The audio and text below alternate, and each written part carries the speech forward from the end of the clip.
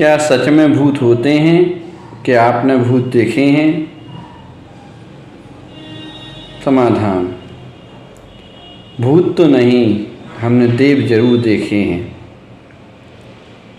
कुछ घटनाएं ऐसी मेरे जीवन में घटी हैं, कुछ चमत्कार जिनको मैं कभी नहीं भूल सकता, जो ऐतिहासिकता में परिवर्तित हो गए। 6/10/2002 जब मेरी उम्र 9 वर्ष थी, हम लोग बिजौलिया जी से मुनि पुंगव सुधा सागर जी के दर्शन करके आ रहे थे और पवा जी हम लोग आए। मेरी आदत थी कि मैं हर जगह दर्शन पहले करने जाता था, दौड़ दौड़ के। तो पापा लोग जो थे वो पीछे रह गए और हम जो थे वो आगे चले गए। पवा जी सिद्ध क्षेत्र जो ललितपुर में है, एकाएक मैं शीतलनाथ भगवान के जिनालय में गया और मैंने उनको देखा और देखता रह गया। और जैसे ही मैंने नमोस्तु किया तो भगवान की जो प्रतिमा थी वो पूर्व मुख से घूम करके दक्षिण मुख में हो गई। कुछ वर्षों तक उन्होंने पोस्टर पे भी लिखा कि बेगमगंज के एक बालक ने नमोस्तु किया और घूम गई। अब वहाँ पे ये लिखा हुआ है कि ये वहाँ अतिशय है। रात को घर पे आते हुए मुझे स्वप्न मिला। स्वप्न में मैंने देखा एक 7 रंग की पगड़ी वाला देव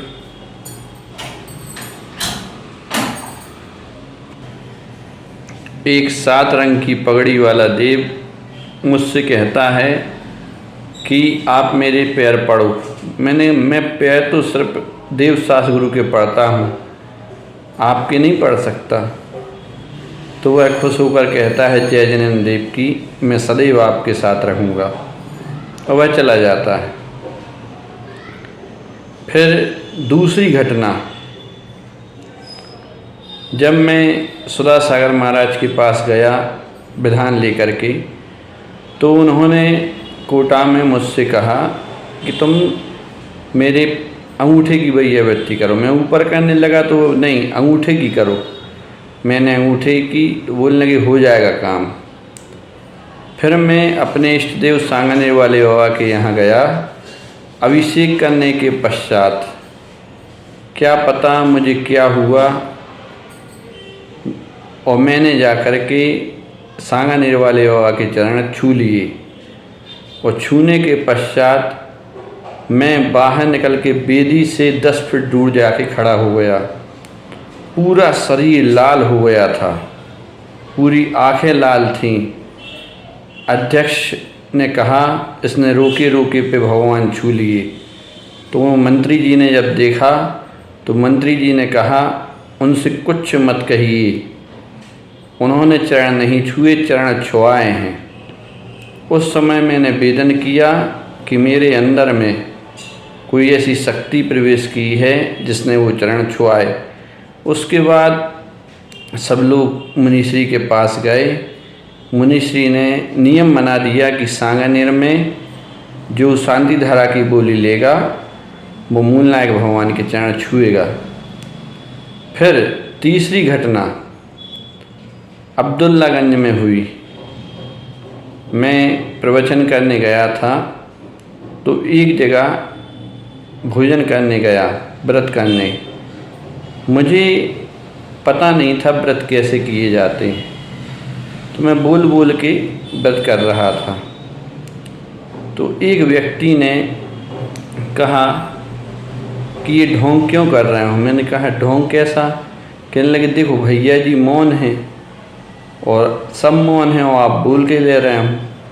मैंने दूध भी नहीं पिया, पानी पिया, वापस आ गया। भैया जी से कहा प्रायश्चित लेना है। भैया जी कहने लगे महाराज से प्रायश्चित लो, मैं तो छोटा हूँ, आप मुझसे बड़े हों।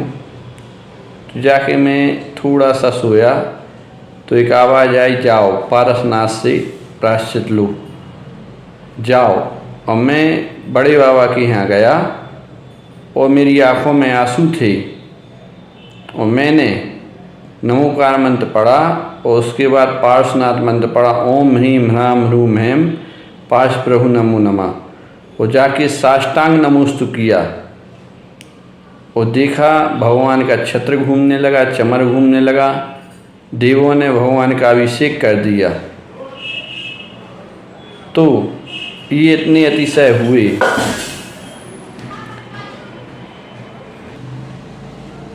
इसके अलावा एक दिन मैं पूजा बना रहा था तो रात को सोते समय एक देवी आई, बोलने लगी मैं आपके साथ सदैव रहूँगी और जो आपकी पूजाएं हैं उनकी रक्षा करूँगी और वह सदैव अमर रहेंगी। मैंने देवों को यथार्थ में भी देखा है और स्वप्न में भी देखा है। और देव होते हैं, जो जीव देवों को नहीं मानता वो आगम को नहीं मान सकता। पर देवों की सत्ता स्वीकार कीजिए, ना कि देवों को भगवान तुल्य मानिए। जिनेन्द्र देव के भक्त की भक्ति में इतनी शक्ति होती है कि हजारों देवी देवता उसकी भक्ति देखने आते हैं, हजारों देवी देवता उनके साथ हो जाते हैं। हम गलती ये करते हैं कि हम पद्मावती धरणेन्द्र देव की पूजा करते हैं। आप पारसनाथ की पूजा कीजिए, पद्मावती धरणेन्द्र डंडा लेकर के आपके साथ रहेंगे। आप सांगानेर के आदिनाथ भगवान की पूजा कीजिए, जो वहाँ के यक्ष हैं वह आपका सदैव साथ निभाएंगे और सदैव रक्षा करेंगे। ऐसा भी नहीं करना कि इनका तिरस्कार करना। ये सम्यक दृष्टि जीव हैं, धर्मात्मा हैं और हमारे संबंधी हैं। इनसे जय जिनेन्द्र कीजिए, इनसे मित्रता कीजिए और इनको कार्ड भी दीजिए। कार्ड देना एक व्यवहार है, ना कि धार्मिक क्रिया है।